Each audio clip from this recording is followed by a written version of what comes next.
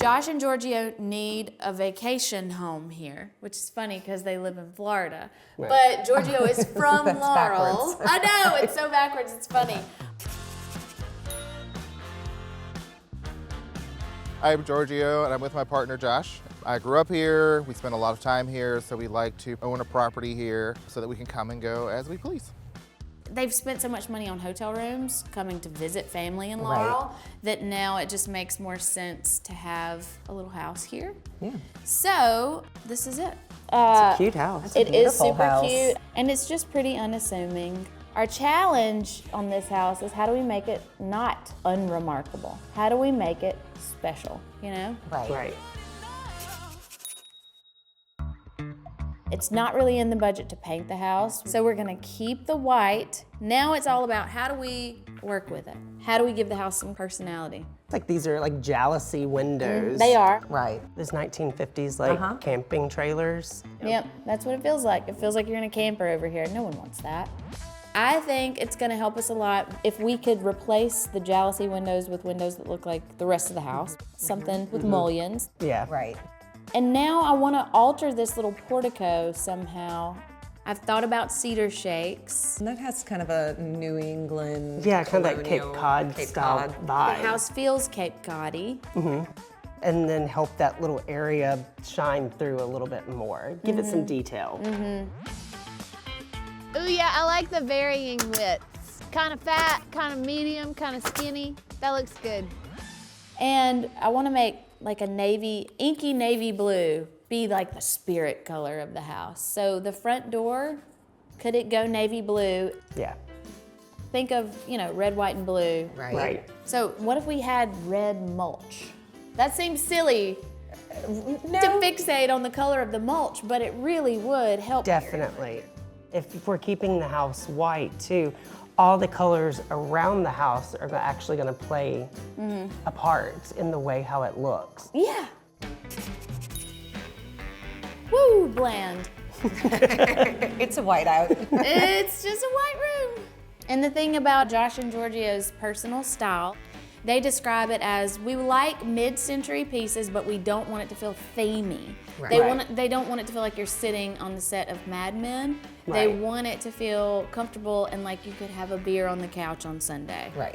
So I'm hearing comfort, but modern masculine style. Mid-century was all about, the idea of like space age. So usually things are more linear, it's more geometric, it's cleaner, so there's no frills. So less is more, which is also kind of hand in hand with a masculine look, a less is more thing. Exactly. What if we paint the fireplace dark? Something real moody. I like that. We're taking like a cottage and making it more masculine. So I think that dark fireplace. Club kind of, right.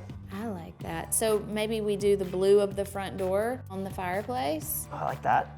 And how do we feel about having just a little fun with some color in the drapes? I feel like it's touch of mid-century there. Touch of mid-century, slightly global. Yeah.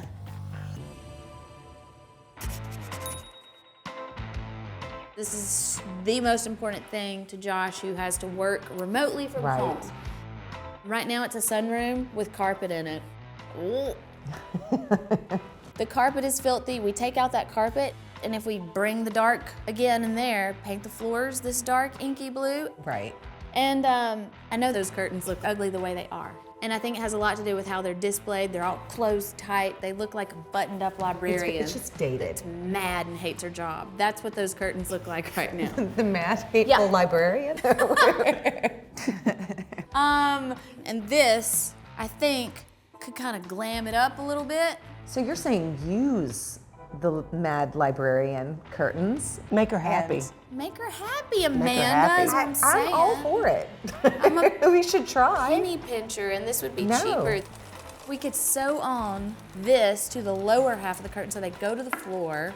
I like that. It's really pretty. I think this will be my favorite room. And that's where the sad librarian lives. In the kitchen, apparently. Isn't it sad and dark? Right. We get rid of the hanging down and the peninsula here. Woo! Yes! Let's keep the cabinetry we have, paint it a bold green color, is fun. Green's become sort of my signature color. It's like our thing. We've done a lot of We green love Done a lot of kitchen. green. We did it in Will and Courtney Edwards' house. I mean, that was People a lost million their moons minds. ago, Yep. right? Oh my gosh! Woo! Green feels so good to me. It feels like basil and herbs and fresh out of the garden green. Green is a very natural color in nature. So our minds, it doesn't turn our minds off to food in kitchens. It makes you want to eat in there. The backsplash tile, I think we can have bold personality. Is this too much? No. I feel like it leans into that mid-century modern masculine style. It's not floral, it's not, there are no curves about it. And I like that, especially I if like it. we have some brass. Brass is having a major comeback right now. For sure. And then I'd like to have white countertops, just solid white. Yeah. Keep it Break clean. it up. They're like the brightest white we've ever done, because we need something to keep it light in here. Yeah, what'd you say that is? Pure white? Pure white. Pure white, I'm into Pure it. white. I just want them to feel like when they walk in, we heard them and knew what they wanted from this house. Wow. It looks like a completely different house. Because the outside was so bland before, the exterior changes are my favorite thing. Because they were subtle, they were small, but they make such a difference. Now you drive past that house and you notice it for the first time ever. Oh my God!